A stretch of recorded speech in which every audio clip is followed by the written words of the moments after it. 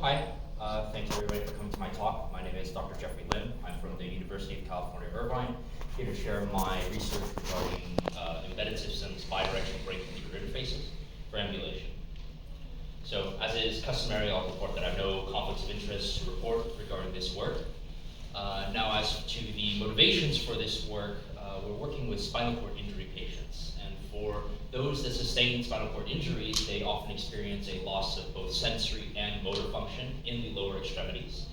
And in fact, post-injury, most patients become reliant on wheelchairs, which often can result in other comorbidities such as heart disease, osteoporosis, or pressure ulcers. And in a study of 681 paraplegic patients, they found that 38.1% responded that their movement walking restoration was a first or second priority for them. So, some possible solutions to this issue, because the effectiveness of traditional rehabilitation techniques such as physical therapy can very often be limited by the severity of the spinal cord injury.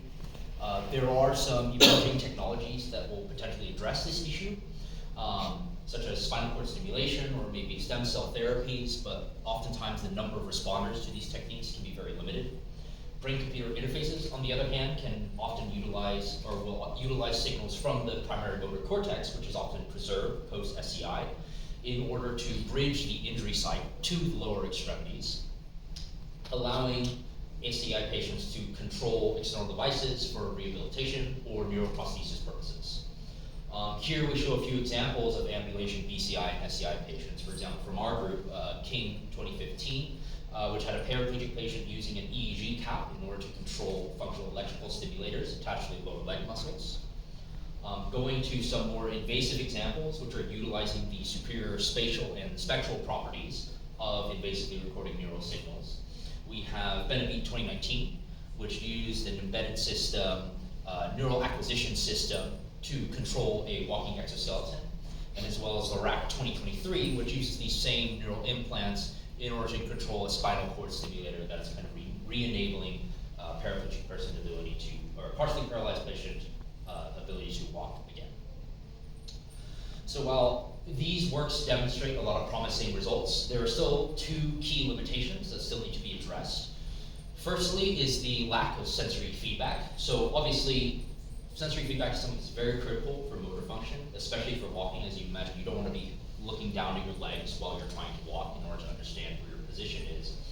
And in addition, for the previously mentioned invasive recording modalities, those same electrodes can be used to elicit artificial sensory stimulation by applying direct cortical electrical stimulation, or DCES. Secondly, a lot of the existing BCI technologies are dependent on bulky external hardware.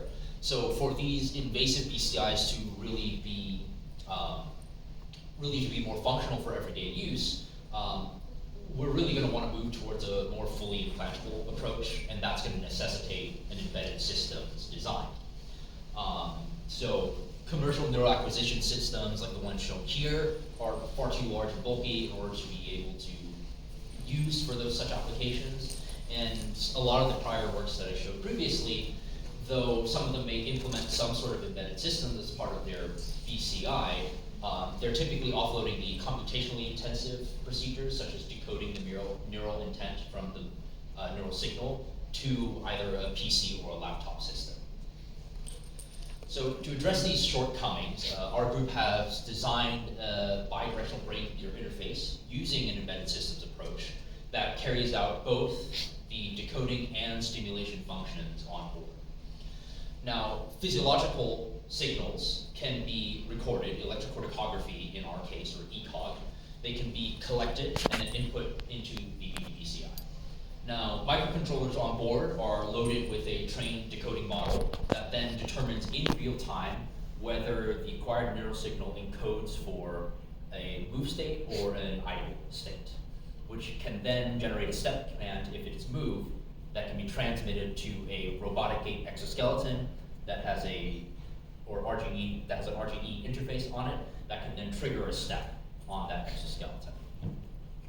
Now, we've equipped this exoskeleton with inertial monitoring units on the legs that essentially will capture the kinematics of the movement, and that will be sent to the interface, which can then send a wireless trigger back to the BDBCI in order to trigger the stimulation while the leg is swinging. The BDBCI then injects this DCES to the primary sensory area in order to create the artificial sensation of the leg while the robotic exoskeleton is in swing. It is in this way that we close our control loop and form our bidirectional brain-computer interface, or BDBCI. So we took this system to the hospital ICU at the Rancho Los Amigos National Rehabilitation Center, where the neurology team there very graciously allowed us access to an epilepsy patient that they had implanted with an ECOG grid over the left sensory motor area here. They were doing this as part of their phase 2 epilepsy surgical evaluation, and they kind of allowed us to go in and use this electrode for our own research purposes. Now, to optimize for both the motor decoding and sensory feedback functions, we need to determine what subset of these electrodes are we going to be using for each of those processes. Now, for the motor decoding electrodes, we are having the subject perform leg movements while they're in the ICU bed, and then recording the data simultaneously, and essentially looking for those electrodes that are exhibiting modulation in the mu beta or high gamma bands in response to that movement. Now, the reason we do this is because these are bands that are known to have contain relevant information for motor processes. For the sensation channel, we perform a cortical mapping procedure where essentially we apply DCES with varying parameters to pairs of electrodes, one at a time, and essentially we verbally prompt the subject, like, hey, if we apply this stimulation, do you feel something? And then we note down all of those channels and parameters that have sensation on them. And then from there, we can choose one of those to be used as a sensory feedback channel for our BDBCI system. So here we show the subset of electrodes that we ultimately chose for this particular subject. So you have the motor decoding electrode shown here in teal, and then we have the sensation feedback channel shown here in orange. Here we'll show some examples from the decoder training data demonstrating the aforementioned mu beta and high gamma modulation. Here we have electrode 9, which shows the event-related synchronization during the idle period here, and then desynchronization during the move period. In contrast, we have the high gamma band here on this electrode 10, which shows desynchronization during the idle period and then synchronization during the move period. And essentially these are kind of what we expect to be the classical neurophysical responses in response to motor behavior. So going now over to the sensory side of things, we chose electrode 51 and 59 as our feedback channel. And the reason for this is that when we input the biphase square pulse train with the displayed parameters to that electrode, patient was reporting a tingling sensation in their right heel. So it is expected that when the exoskeleton swings, this is the sensation that's going to be elicited during that time. So now with the motor and sensory electrodes chosen, we then move on to the actual BDBCI-RGE task. Now, because this is just the initial feasibility study, and we're working with the limited time that we have with the patient in between their clinical procedures, we chose to do kind of a proxy control scheme, where essentially the patient can remain in the ICU bed so that we don't have to get them up and move all of their ECOG electrodes that are protruding from their head, and we just have a healthy experimenter in the exoskeleton kind of in view to the patient, so that way the patient can just perform the task from the bed. Additionally, we place a monitor in front of them that not only has a display of the exoskeleton, but also has the cue that they're supposed to be following in order to perform the task. So with this setup, we ask them to then follow cues on the screen that are displayed alternatingly in 20-second trials for a total of 5 trials per run. So while move is displayed, they're instructed to perform a cycling motion with both legs, kind of imitating a walking movement. And when idle is displayed, they're instructed to just hold still and relax their body.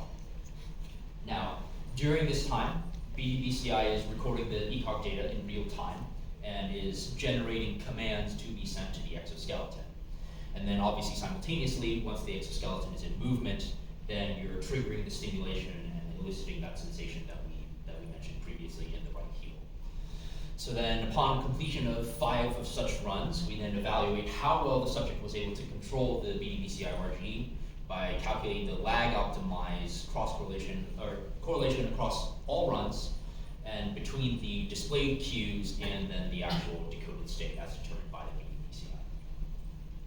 So here I'll show a little snippet from one of the runs so you can see the device kind of in action. So initially, subject is instructed idle, so obviously exoskeleton is not going to move here. And then this bar here is empty, showing that there's low probability of motor intent. And here, this is going to change the move. They'll start moving their legs, this bar will fill, and exoskeleton begins to move. Obviously, during each of these steps, the DCES is being delivered, eliciting the previously mentioned right heel leg sensation, and we confirmed that they were in fact feeling this during the run itself. So they were able to report that, hey, each time there's a step, I feel that same sensation that you set in. After a few steps are taken, it goes back to idle, prompting the subject to stop the movement. Now, obviously, since the physiology doesn't react instantaneously, you have that extra step there, but then shortly after, this bar empty, showing that, okay, motor intent is no longer there, stop the exoskeleton. And then the device and system transitions back to the idle state. So, a couple of key takeaways from this study. Firstly and mainly is that we were able to implement this bidirectional brain-computer interface paradigm for ambulation, and we were able to implement both the stimulation feedback and neural decoding functions in real time on an embedded system. Secondly, we were able to demonstrate that the addition of the stimulation doesn't compromise the decoding performance. Obviously, as you can imagine, if you're both trying to retrieve motor information and apply sensation at the same time, there may be some interference there that may compromise the decoding. But by comparing the real-time performance of the decoding model when used without the robotic gait exoskeleton and stim, you can see it has a comparable cross-correlation performance as to when we take the results from all of our runs using both the exoskeleton and the stimulation. Now, obviously, neither performance is perfect, as there are instances where when they are supposed to hold still, the device decodes move, and then the opposite is also true as well. But the fact that they're comparable kind of means that the stimulation feedback isn't ruining our ability to decode the motor information. And then as well as anecdotally, the subject was reporting that, hey, when I actually get the simulation, I feel like it's actually helping me out to the task, which is kind of our objective in having this closed feedback control. So for future steps, we've actually already created a generation 2 of our EMBC since the publication of this conference work. And this incorporates both software and hardware improvements to both improve the decoding performance, and as well as we've already tested the system in a subject that actually has bilateral interhemispheric implants. And what's special about this is that not only is the BDBCI utilizing information from both hemispheres simultaneously, but it also does so directly from the motor leg area itself, like you can see here. So for our subject previously, it had stuff on the convexity where it kind of indirectly captures that motor information, but kind of anatomically, it's not in the correct space, so to speak. And additionally, the benefit that we get from this is that we can also elicit the sensation in both legs individually, whereas before we have that right heel for both legs of the exoskeleton, right, which is a little unnatural, but in this way we have a left leg stimulation, we have a right leg stimulation that kind of matches as the exoskeleton moves. And using this paradigm, we were able to achieve a significantly improved performance of 0.941 over 5 runs. And we're currently working towards doing an FDA IDE application so that we can actually test this in actual spinal cord injury patients as opposed to having to piggyback onto epilepsy patients. Now, our hope is that by showing this demonstration, it marks a move towards more biomimetic restoration of ambulation in SCI subjects, which can potentially induce some sort of Hebbian plasticity phenomena that will restore and rehabilitate the damaged sensory motor neural circuits in a way that's going to improve patient outcomes better than just with the BCI operation alone. So finally, I'd like to thank all of our collaborators, both at UCI and Caltech, as well as the neurology team at Rancho Los Amigos National Rehabilitation Center, and as well as the neurosurgery team at the Keck School of Medicine, USC, for allowing us to work with their patients. And thank you to the National Science Foundation for providing the funding for your work, and thank you very much for listening. I'll take any questions.